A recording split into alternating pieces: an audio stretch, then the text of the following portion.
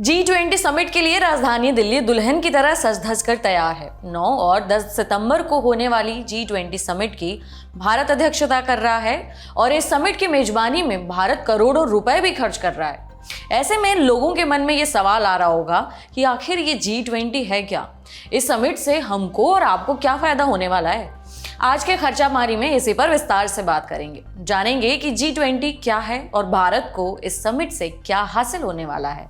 इसके अलावा ये भी जानेंगे कि अमेरिका, रूस, जर्मनी और यूरोपीय देशों के बीच भारत के कैसे कारोबारी रिश्ते हैं और इन देशों से भारत को क्या गिफ्ट मिलने जा रहे हैं। नमस्कार, मेरा नाम है उपासना और आप देख रहे हैं दी लल्लन टॉप का डेली इकोनॉमिक बुलेटिन खर्चा पानी। G20 शिखर सम्मेलन में शामिल होने के लिए दुनिया भर से शीर्ष नेता आ रहे हैं। इनमें अमेरिकी राष्ट्रपति जो बाइडेन, ब्रिटेन के प्रधानमंत्री ऋषि सुनक और फ्रांस के राष्ट्रपति इमैनुअल मैक्रों सहित दुनिया के 19 देशों के प्रमुख आ रहे हैं। इसे देखते हुए मोदी सरकार इस आयोजन में कोई कसर नहीं छोड़ना चाहती है। लेकिन इन सब के बीच ये सवाल उठ रहा है कि इतना तामझाम करने और करोड़ों रुपए खर्च करने से भारत को क्या हासिल होगा।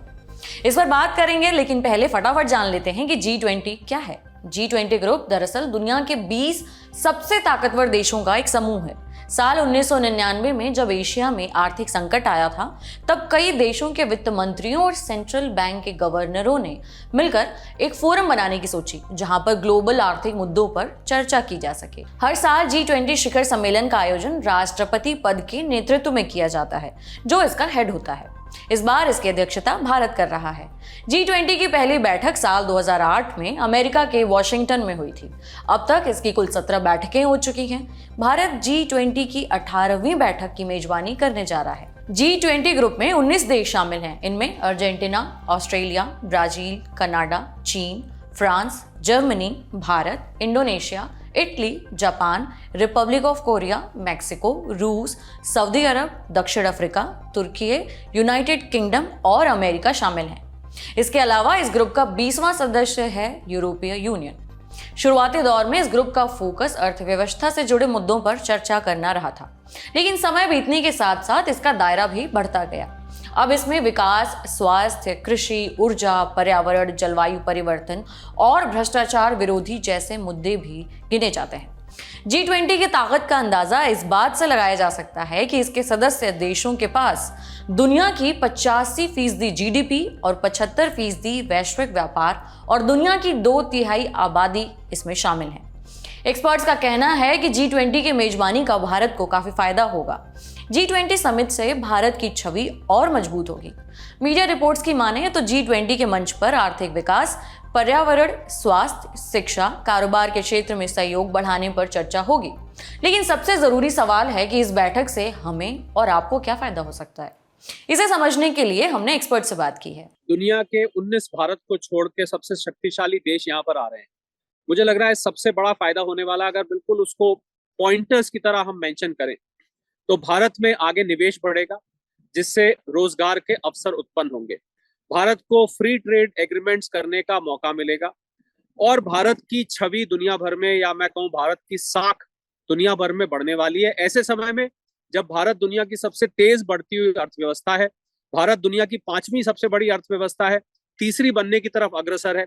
ऐसे में भारत की अध्यक्षता करना G20 में, मैं सोचता हूँ इन लक्ष्यों की तरफ और रफ्तार से आगे बढ़ेगी। इस शिखर सम्मेलन में दुनिया की महाशक्ति कहे जाने वाले अमेरिकी राष्ट्रपति जो बाइडेन भी हिस्सा ले रहे हैं। भारत आने से पहले 23 जून को अमेरिका में हुई प्रेस वार्ता में अमेरिकी राष्ट्रपति जो बाइडेन ने कहा था कि भारत और अमेरिका के बीच आर्थिक संबंध तेजी से मजबूत हो रहे हैं। उन्होंने कहा, पिछले एक दशक में दोनों देशों के बीच व्यापार दोगुना होकर 191 अरब डॉलर से ज्यादा का हो गया है। वहीं प्रधानमंत्री नरेंद्र मोदी ने इस बात पर जोर दिया था कि भारत और अमेरिका के बीच व्यापार और निवेश की साझेदारी न केवल दोनों देशों के लिए बल्कि वैश्विक अर्थव्यवस्था के लिए भी काफी महत्वपूर्ण है। इस समिट में अमेरिका से हमें क्या हासिल होगा, इसे समझने के लिए भी हमने एक्सपर्ट से बात की। आइए सुनते हैं। तो मुझे लग रहा है सबसे बड़ा एडवांटेज जो अमेरिका से हमें मिलने वाला है कि चाइना से अमेरिका का एक ट्रेड वॉर शुरू हो गया है और कोल्ड वॉर भी शुरू हो गया है। चाइना में आज अमेरिका में बनाई हुई चीजों का इस्तेमाल का बहिष्कार किया जा रहा है। अभी हमने आईफोन का सुना। तो मुझे लग रहा है कि चाइना की चाइना की तरफ जो अमेरिका का रुख था, यहाँ मैं इसको दूसरे तरीके से कहूँ कि अमेरिका की जो कंपनियां चाइना में बसी हुई थी दशकों से, जिन्होंने भारी भरकम निवेश किया हुआ था, ये राष्ट्रपति बाइडेन के एजेंडा पर होगा और उनके साथ जो डेलीगेशन आ रहा है उसके एजेंडा पर होगा कि किस प्रकार हम चाइना से उखड़कर भारत में आ सकते हैं। बहुत सारी कंपनियां जिनको मैं निजी रूप से जानता हूं, जो आज चाइना से डीकपलिंग कहते हैं जिसको, या चाइना +1 कहते हैं, वो वहां से उखड़कर भारत में आना चाहती हैं। मुझे लग रहा है सबसे बड़ा फायदा बाइडेन चाचा का यही होगा कि बाइडेन चाचा के आने से चाइना में जमी हुई अमेरिकन कंपनीज भारत में आने का उनका रास्ता साफ हो जाएगा, रास्ता स्पष्ट हो जाएगा और हमें वो निवेश होते हुए दिखेगा। अब बात करते हैं भारत के पुराने कारोबारी साझेदार यानी रूस की। रूस यूक्रेन युद्ध के बाद भारत का रूस के साथ कारोबार काफी तेजी से बढ़ा है।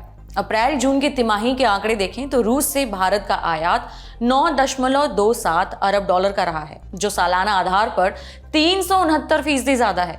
भारत ने इंटरनेशनल मार्केट के मुकाबले रूस से काफी सस्ता तेल खरीदा है। इसी के चलते रूस से होने वाले आयात में कच्चे तेल का योगदान करीब 2/3% रहा है। कच्चे तेल के अलावा भारत रूस से अन्य कई चीजें भी आयात करता है। इनमें कोयला, सोयाबीन और सूरजमुखी का तेल, उर्वरक वगैरह भी बड़े पैमाने पर शामिल है। हालांकि इस बैठक में रूस के राष्ट्रपति व्लादिमीर पुतिन हिस्सा नहीं ले रहे हैं, बल्कि उनकी जगह पर रूस का प्रतिनिधित्व रूसी विदेश मंत्री सर्गेई लावरोव करेंगे। रूस से हमारा क्या कारोबारी फायदा होने वाला है, इसे समझने के लिए एक्सपर्ट से बात करते हैं। मैं समझता हूँ रशिया के साथ हमारे जो डिफेंस रिलेटेड इक्विपमेंट है उससे संबंधित जो करार हैं, तो भारत की बहुत सारी, इस समय भारत का 16-17 हजार करोड़ रुपए का डिफेंस का एक्सपोर्ट हो रहा है। मुझे लग रहा है रशिया के साथ करार करने में, रशिया के साथ मित्रता बढ़ाने में, रशिया के साथ आर्थिक संबंध बढ़ाने में, भारत को डिफेंस एक्सपोर्ट्स में, फार्मास्यूटिकल प्रोडक्ट्स में, ये 2-3 क्षेत्र ऐसे हैं जहां पर भारत के लिए नए अवसर खुल के आएंगे। हालांकि राष्ट्रपति पुतिन नहीं आ रहे हैं, पर जहां जहां भी राष्ट्रपति नहीं आ रहे हैं वहां से या तो उनके प्रधानमंत्री या उनके विदेश मंत्री आ रहे हैं, उनका रिप्रेजेंटेशन बाकायदा रहेगा और इससे G20 समिट पे या होने वाले करारों पर कोई फर्क नहीं पड़ने वाला है। वो जैसे चल रहा था वैसे ही चलेगा। अमेरिका, रूस के अलावा Japan, France, Germany, Canada, Britain समेत समूह के अन्य देशों के राष्ट्राध्यक्ष, प्रमुख और प्रतिनिधि इस G20 समिट में शिरकत कर रहे हैं। लेकिन सिर्फ यूरोपीय देशों की बात करें तो EU भारत का सबसे बड़ा क्षेत्रीय व्यापारिक साझेदार है। ऐसे में फ्रांस, जर्मनी और ब्रिटेन के साथ भारत के व्यापार को बूस्ट मिल सकता है। आपको बता दें कि मुक्त व्यापार समझौते यानी फ्री ट्रेड एग्रीमेंट पर ब्रिटेन के साथ भारत की वार्ता का दौर जारी है। ऐसे में इस दिशा में भी कुछ प्रगति देखने को मिल सकती है। जानकारों का कहना है कि इन सब बातों के अलावा G20 की बैठक की मेजबानी कर रहे भारत को इस समिट से काफी फायदा मिलने वाला है। इस तरह के आयोजनों के भारत में होने से देश की इकोनॉमी को लॉन्ग टर्म और शॉर्ट टर्म दोनों में काफी फायदा मिलेगा। इस शिखर सम्मेलन में शामिल होने वाले देशों से भारतीय इंफ्रास्ट्रक्चर सेक्टर में अच्छा खासा निवेश आने की उम्मीद है। इस बारे में भी हमने एक एक्सपर्ट से बात की। देखिए, अगर हम जर्मनी की बात करें या हम जापान की भी बात करें और पहले हम यूरोप की जर्मनी की बात करें, तो उससे हमारा बहुत घनिष्ठ संबंध है। यूरोप से आने वाली जो मशीनरी है, यूरोप से आने वाली जो मैकेनिकल टेक्नोलॉजी जिसको हम कहते हैं, यूरोप से आने वाला ऑटोमोबाइल का निवेश है। हम सब जानते हैं अगर हम जर्मनी की गाड़ियों की बात करें, BMW है, मर्सिडीज है, ऑडी है, बहुत सारी यहाँ पर ऑटोमोबाइल का निवेश है। तो मुझे लग रहा है भारत से जो जर्मनी के संबंध है, आर्थिक रूप से मैं देखूं तो जर्मनी के नजदीक आने से हमें जो टैरिफ्स में एडवांटेज मिलने वाला है उनको भी मिलेगा, हमें भी मिलेगा। तो फ्री ट्रेड एग्रीमेंट्स जो एक करार है जिसमें दोनों देश ये एग्री करते हैं कि हम आपके यहाँ से आने वाले और जाने वाले सामान पर टैरिफ 0 कर देंगे या बिल्कुल ना के बराबर कर देंगे। मुझे लग रहा है यूरोप से, और यही हाल जापान से होने वाला है। FTAs मैं सबसे बड़ा लाभ देखता हूँ। दूसरा लाभ मैं यूरोप और जापान दोनों का ये देखता हूँ कि भारत में आने वाला निवेश बढ़ेगा इस G20 समिट के बाद, क्योंकि भारत अपने आप को शोकेस करेगा, भारत को मौका मिलेगा अपने आप को शोकेस करने का। और आप जब किसी एग्जीबिशन में भी पार्ट लेते हैं, बड़ा सरल एग्जाम्पल है, लोग एग्जीबिशन में जाते हैं, वहां अपने सामान को दिखाते हैं, उनको उसके बाद नए नए ऑर्डर्स मिलते हैं। तो यही कुछ ऐसा यहीं पर है। भारत जब अपने आप को, अपनी आर्थिक क्षमता को शोकेस करेगा, तो जर्मनी, यूरोप से आने वाला निवेश यहाँ बढ़ेगा, फ्री ट्रेड एग्रीमेंट्स बढ़ेंगे, व्यापारिक संबंध बढ़ेंगे, जिससे भारत को भी बराबर का लाभ होने वाला है। तो ये था आज का खर्चा पानी। ये बुलेटिन लिखा था हमारे साथी प्रदीप यादव और प्रशांत सिंह ने।